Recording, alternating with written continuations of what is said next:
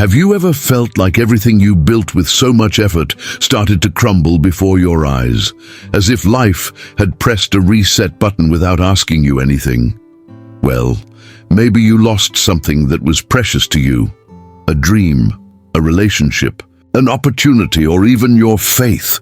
But today I want to tell you a powerful truth. God is still writing your story.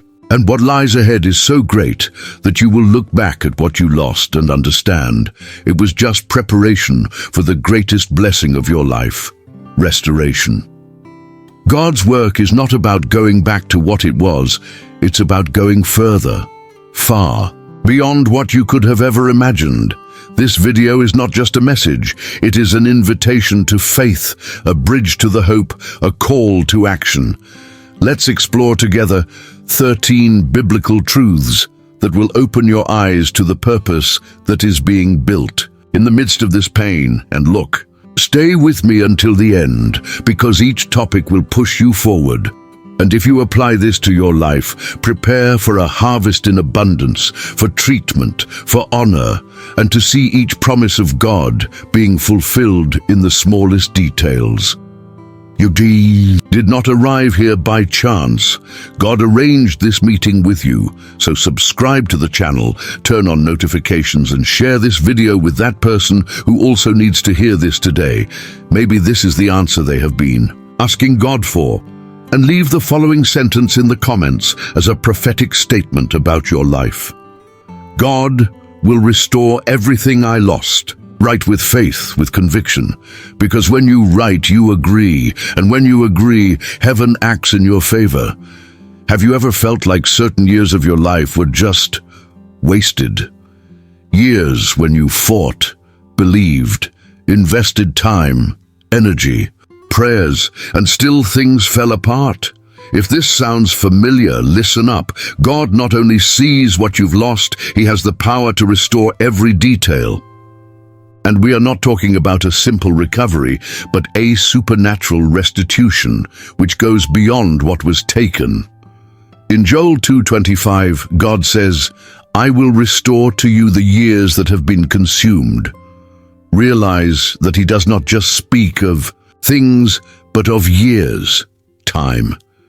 And time, by human definition, does not go back. But with God, the impossible becomes a starting point. He is not limited to logic. That which seems dead, forgotten, or worthless, He turns it into purpose. Maybe you lost a job, a relationship, an entire phase, because of a bad decision or something that was out of your control. But God is not tied to your past. He looks at your pain with eyes of love, compassion, and says, "I still have plans for you." And more than that, abundance plans. It is important to understand that God's restoration is not a repetition of what has already happened. It is a new construction, stronger, more beautiful, more meaningful. And to experience it, you need to activate the key that moves heaven, the faith. It is not easy to believe when everything seems lost, but faith is exactly that. Trusting when the eyes do not see, when the heart is tired, when logic says there is no way out. And you know what? God likes to surprise. He takes the rubble and turns it into a castle. What was shame, He turns into honor. What was pain, He molds into testimony. What was silence, He transforms into song. Your story is not over. The page that God will write now will be so remarkable that you will understand why everything had to happen the way it did. And the best part, nothing was in vain. Every tear will be turned into a harvest. Every loss will be restored with purpose.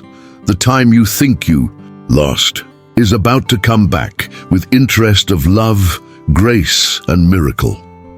If there's one story in the Bible that makes us take a deep breath and think, "I understand this pain," it's the story of Job. He was a man of integrity, God-fearing, who did everything right, and yet he lost everything. His family, his health, his possessions, his life was turned upside down in the blink of an eye. And maybe, in some way, you're living your own Job chapter right now. The good news, this is not the end of your story. In Job 42:10, it is written that God turned the captivity of Job when he prayed for his friends, and even blessed him with twice as much as he had before. Notice the detail, twice as much. God doesn't just restore, he rewards generously. And that says a lot about his character. He sees every hidden tear, every sleepless night, every why that went unanswered. But what sustains Job in the midst of chaos are not explanations. It is the faith. His faith was not perfect, but it was constant, and that is already a powerful teaching. Faith doesn't have to be strong all the time, it just has to be true. That's the faith you need right now. Not to understand what happened, but to trust that God is still in control, even when everything seems out of order. The story of Job shows us that suffering can be part of the process, but it is never the end point. Job prayed, even when he was hurt, he trusted even when he was confused, and God answered in an extraordinary way. What was pain became testimony. What was captivity became the scene of abundance. And there's more. God didn't forget Job's losses. He is stored with honor. And this honor came not only in goods, but also in peace, in health, in meaning. Maybe you are waiting for God to give you back what was taken, but he wants to do even more. He wants to renew your heart, give you a new outlook on life, transform your scar into strength. Yes, suffering leaves its mark, but with God, even scars tell stories of victory. You may be in the valley now, but God has already seen your mountain. He has already prepared the way. He has already seen the end of the chapter. And spoiler, it ends in restoration. Have you ever carried that silent burden called shame? I'm not just talking about something that others have pointed out about you, but about that internal, almost invisible feeling that you are no longer worthy of respect, of love, of starting over. Shame, when it sets in, paralyzes. It dulls. The sparkle in your eyes steals the courage to try again, and little by little distances you from the purpose that God gave you. But listen to this with an open heart. In Isaiah 61:7, God promises double honor in place of shame. Yes, you read that right. It's not just honor, it's in double. This means that God not only wants to lift you up, but to exalt you in such a visible way that even those who saw you fall will see your rise again and will have no doubt that it was He who did it. And do you know what's most beautiful about all this? Faith is the key that opens that door. Shame tries to say, you don't deserve it, you failed. But faith responds, God called me by name and gave me a new beginning. It's not about deserving. It's about grace, about a love so outrageously good that it doesn't look at its past as a sentence, but as a starting point for something much greater. Maybe you are living trapped in old mistakes, thoughtless decisions, failures that you would like to erase. But God does not call you to punish yourself all the time. He calls you to be restored. And when He restores, He doesn't mask the past. He transforms it. He takes what was a cause for mourning and makes it a testimony of hope, of treatment, of overcoming. Shame screams, hide. But God whispers, come into the light, because I still see beauty in you. The honor He gives you, it does not depend on what others say about you, but on what He has already declared about your life. And He says, you are a beloved child, separated, chosen, precious in my eyes. Want a practical tip? Start fighting shame with declarations of faith. Read Isaiah 61 out loud every day for a week. Write on your mirror, instead of shame, I will have double honor. Make this a daily practice. You will see shame give way to courage to the presence of God.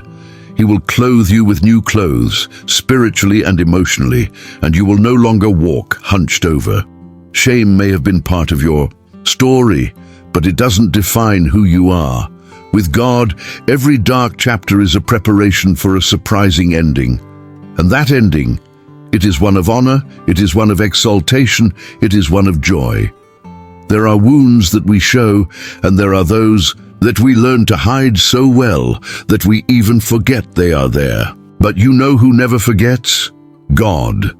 In Jeremiah 30:17, he makes a powerful promise. I will restore your health and heal your wounds.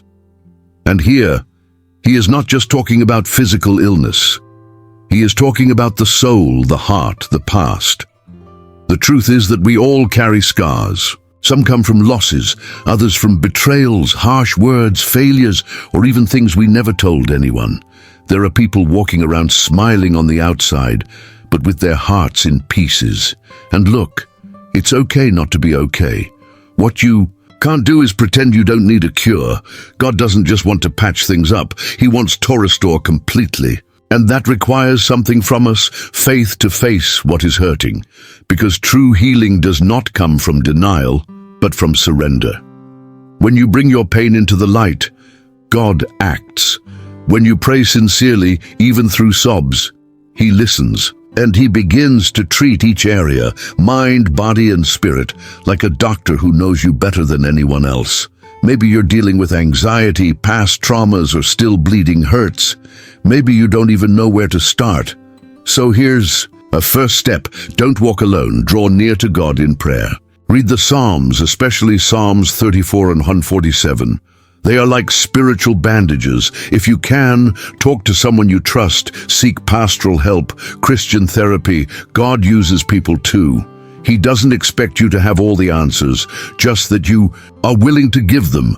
Start the process. And you know what's amazing? He heals in his own time. Sometimes it's instantaneous. Other times, it's one step at a time. But every step of the way, he's there. He touches the unseen. He dries the hidden tears. He cleanses painful memories with love. And he will returning the brightness that pain erased. Don't underestimate the depth of God's healing. When he promises to restore, it's from the inside out.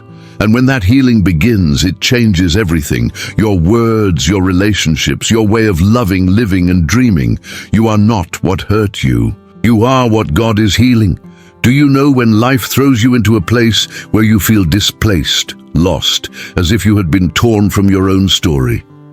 This place, where everything seems paused, colorless, aimless, is what we call exile. And it can be more common than it seems. Sometimes exile is not geographical, but emotional, spiritual, existential. But look how incredible. In Zechariah 9:12, God calls these people prisoners of hope. What a paradox, right? Stuck, but with hope. That's because even when everything seems stuck, there is something inside you that insists on believing that there is still a purpose. It's that spark that makes you get out of bed even without understanding what the day will be like. That faith that makes you say, it's still going to change. And God comes with a direct promise. I turn to the fortress. I would return you in peace. This means that there is indeed a way back. There is a fortress, God himself, which is open, ready to receive you, restore you, and lift you up. The condition? Return.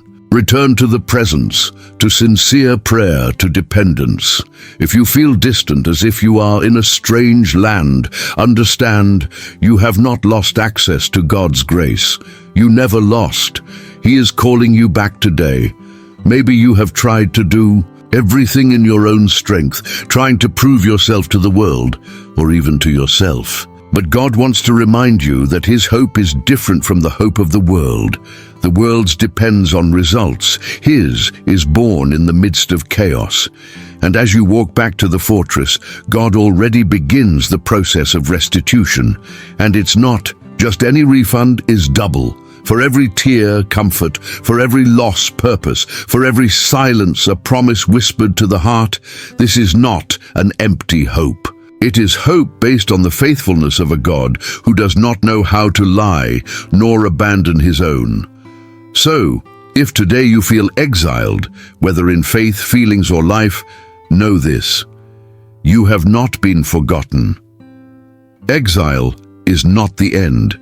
It is the place where God begins to build his return, and that return will be glorious. There are times when words disappear, and what remains are tears. They fall without asking permission, wet the pillow in the middle of the night, appear in traffic, in the shower, or in silence when no one is looking. The pain overflows from the eyes. And the hardest part? It's feeling like no one notices.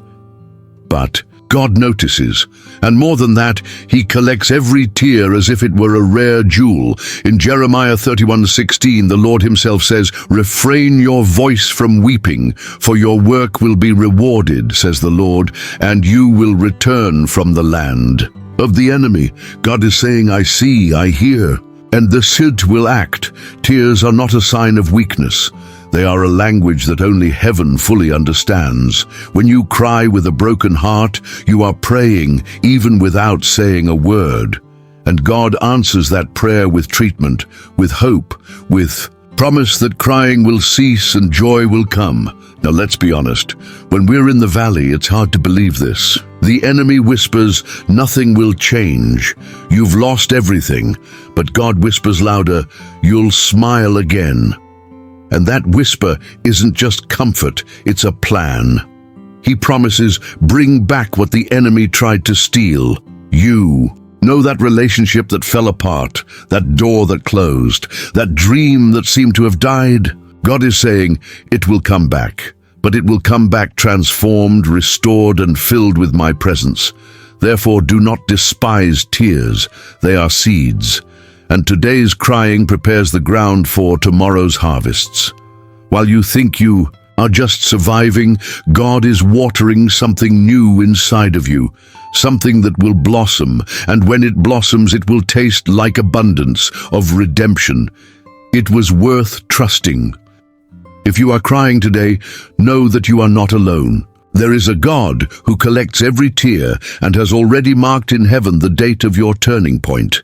It is not about emotion, it is about faith, and whoever plants with faith reaps with joy. There are times in life when continuing seems like an act of pure stubbornness. You wake up, get up, do your tasks, but inside you are exhausted. Your soul is heavy, your eyes are teary, and the question echoes, why keep trying? This is where one of the most profound truths of Scripture comes in. God honors those who continue to cry. In Psalm 126:5-6 it is written, "Those who sow in tears will reap with joy." This means that God does not ignore the effort made in pain. He values each step taken with faith, even when your feet are bleeding.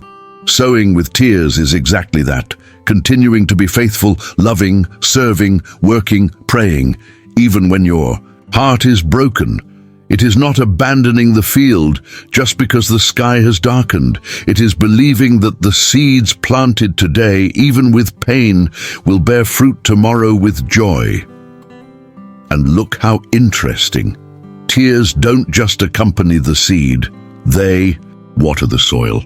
They are part of the process. So if you are going through a phase where everything you do seems in vain, keep going. Because in God's eyes, nothing that is done with faith is wasted. Maybe no one sees your effort. Maybe no one notices your struggle to keep your head up. But God sees, and He has a harvest in store for those who didn't give up in the middle of planting. Abundance comes to those who persevere, even when everything inside you screams to stop. Want some advice? Don't despise the little things.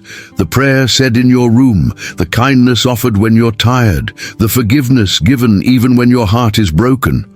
All of these are seeds. And the harvest? Oh, it will come.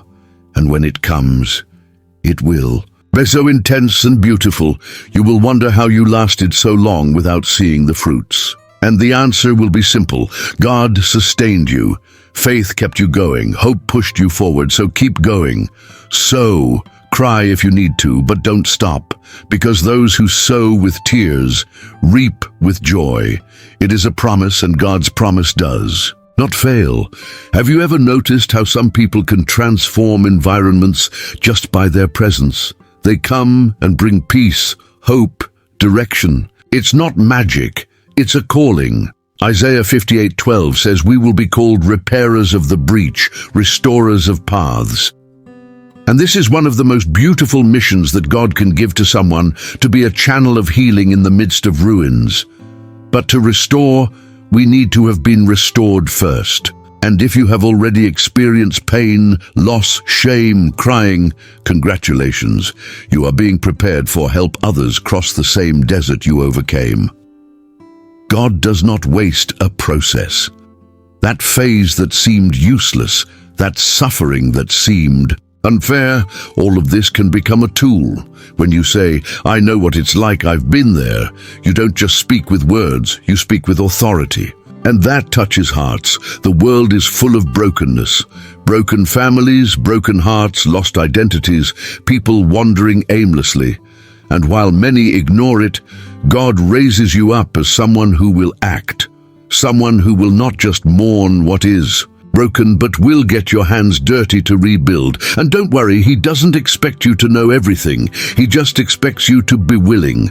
The strength comes from Him. The direction comes from the Spirit. And the transformation begins with you, yes, but it doesn't end with you. It overflows.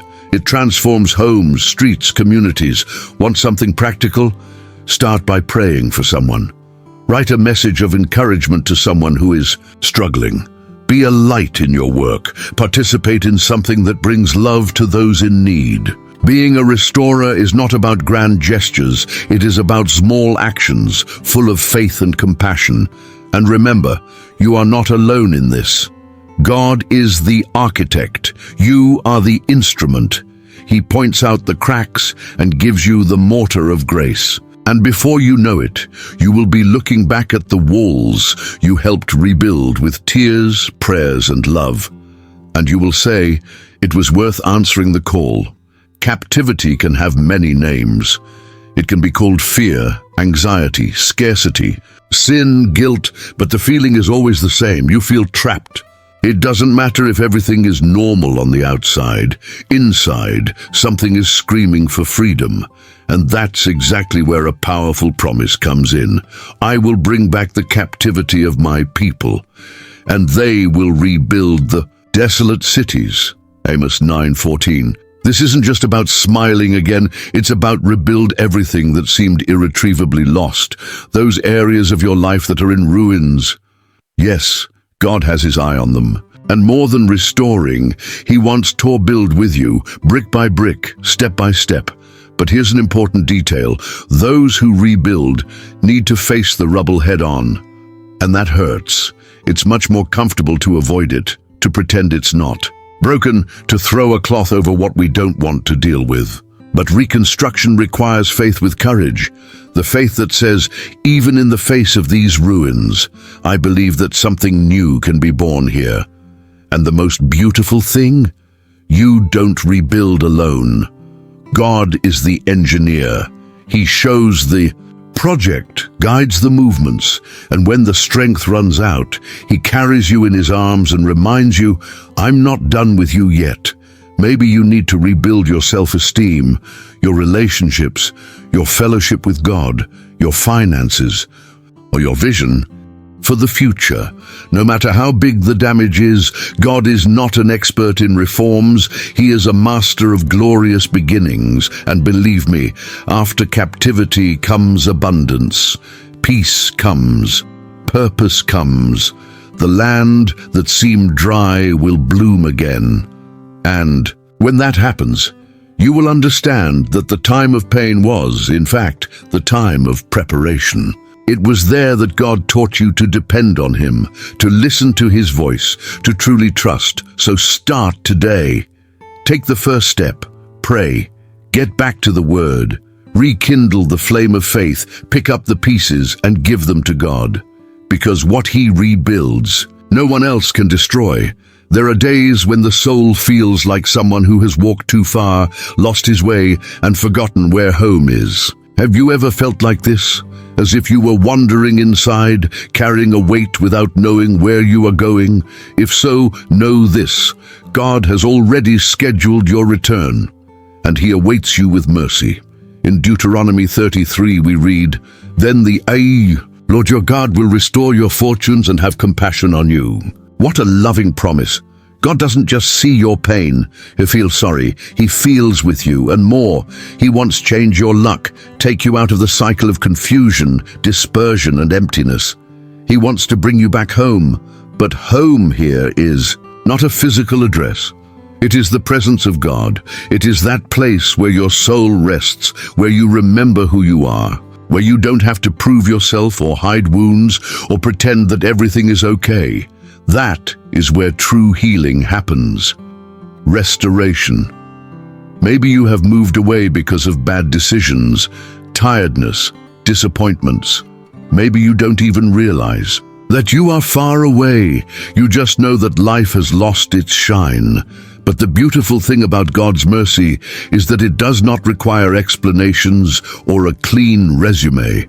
She only asks for a heart that says, God, I want to go back. And when this return happens, it is not with demands. It is with celebration. He does not throw in your face what you did.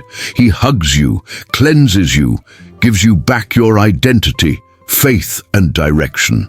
The shame of the past gives way to the honor of being called a beloved son again. Do you know how to begin this return? With honest prayer, with a simple devotional, with that praise you heard when you were closer to God. Start small, but start. Mercy is already open to you, and the most wonderful thing is that when God changes your luck, it's not just you who is blessed.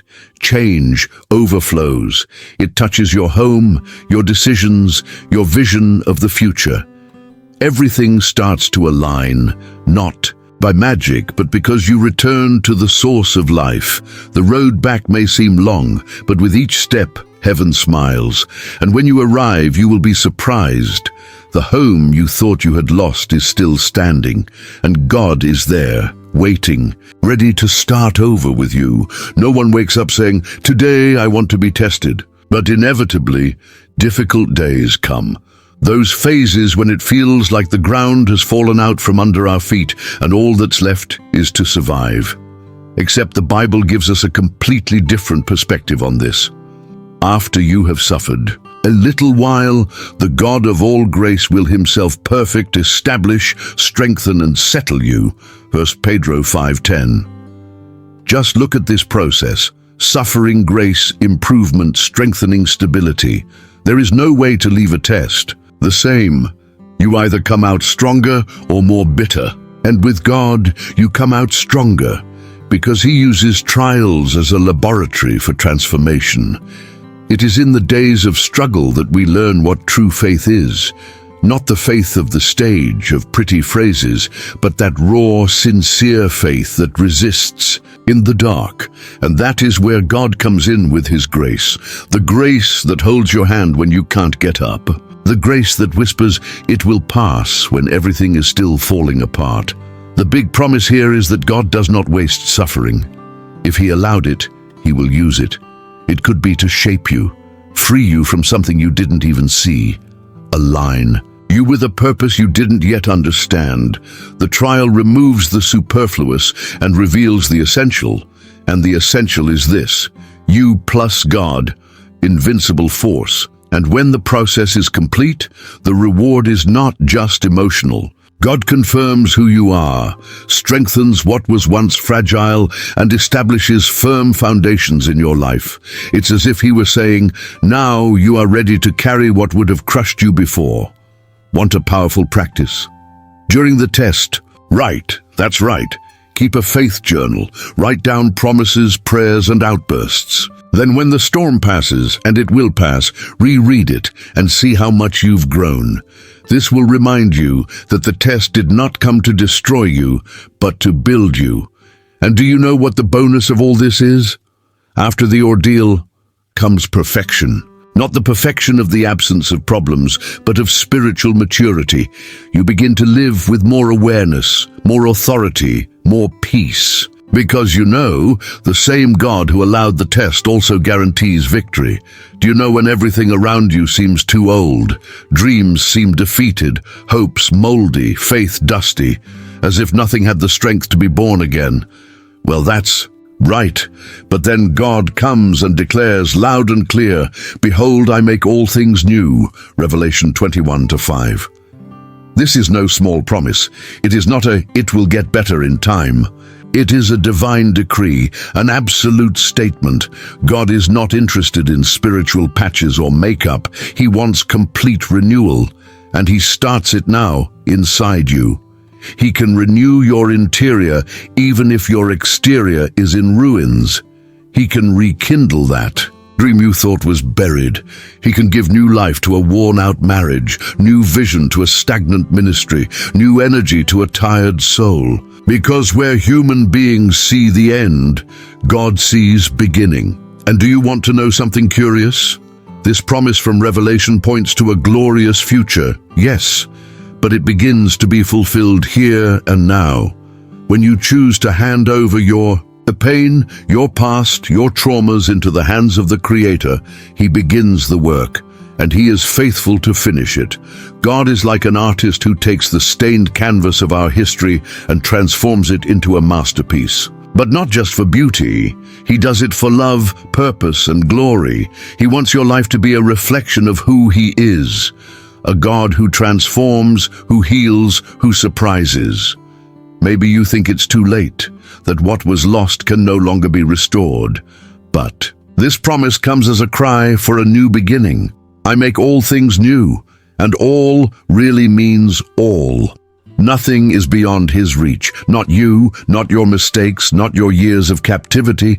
Do you want to begin experiencing this renewal? Start by declaring this in prayer. Lord, renew what has died in me. Read this verse every day for a week. Write it on your mirror, in your notebook, in your soul. Remember, it is not you who transforms yourself. It is He who transforms you, and when this newness invades your heart, it will not be discreet. It will overflow. It will touch your words, your decisions, your way of seeing the world. And then, little by little, you will realize, yes, He is really making everything new. Even you. There are days when neither coffee cheers you up, nor music helps, nor the sun outside changes the mood inside. It's as if your soul is exhausted. And it's not the physical tiredness that weighs you down. It's that internal, silent wear and tear that doesn't show up in the mirror, but slowly eats away at you from the inside. At times like these, Psalm 23:3 sounds like a balm. He restores my soul. He leads me in the paths of righteousness for His name's sake.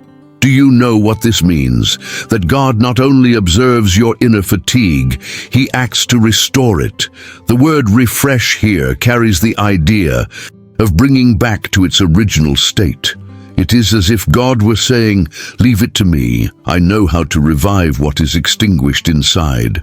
Maybe your heart is in tatters, overwhelmed by frustrated expectations, internal struggles, guilt that keeps coming back. Or maybe you just feel that nameless emptiness, that absence of peace.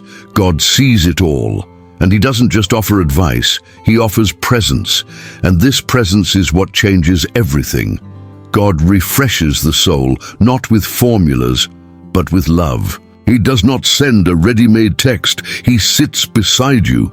He does not say, "I should have gotten over this by now." He says, "I understand, and I am here." Because the restoration of the soul begins with the encounter with the shepherd, and He also guides. Because there is no point in being restored and continuing to go around in circles. God refreshes the soul and shows the right path. He lifts you out of discouragement, but He also gives you direction. And He does all this for the sake of His name. That is, because of who He is, not because you deserve it. Want to reconnect with this restoration? Find a moment in your day, even if it's just 5 minutes, and be silent before God. No requests, no rush. Just say, "Lord, restore my soul." Read Psalm 23 slowly. Meditate on it like you would savor a sip of cool water on a hot day. God wants to renew your soul. He wants to restore your lightness, your serenity, your clarity of purpose. And when that happens, you will feel it. not as a passing emotion, but as a peace that embraces and remains, even in the middle of the storm, because with God, even tiredness becomes a bridge to transformation. After everything you've heard today, tell me honestly, do you still think that God has left you aside? Because if there's one thing that's become clear, it's that nothing is lost when you put it in His hands. Throughout these 13 topics, we saw that restoration is not a theory. It is a living promise, which begins in the heart of those who believe and is realized step by step with faith, with surrender, and yes, with courage. Courage to continue even when crying. Courage to come back even when hurt. Courage to start over from scratch, knowing that God specializes in making everything new. Now, I invite you. What are you going to do with all this? Are you going to leave it as just another nice message, or are you going to apply it? Are you going to keep waiting for a miracle, or are you going to walk towards it with faith? Write it in the comments. I take ownership of God's restoration in my life. This is not just a catchphrase. It is a declaration of faith. It is the first brick of the new thing that God wants to build in you. It is clear. Don't walk alone. Subscribe to the channel, turn on notifications, because there's a lot more content coming to lift you up, strengthen you, and guide you. Oh, and share this video with someone who needs to hear this. You could be exactly the answer to their prayer. Your time of shame is over. Now is the time to honor. Your time of crying past. Now is the time to jubilation.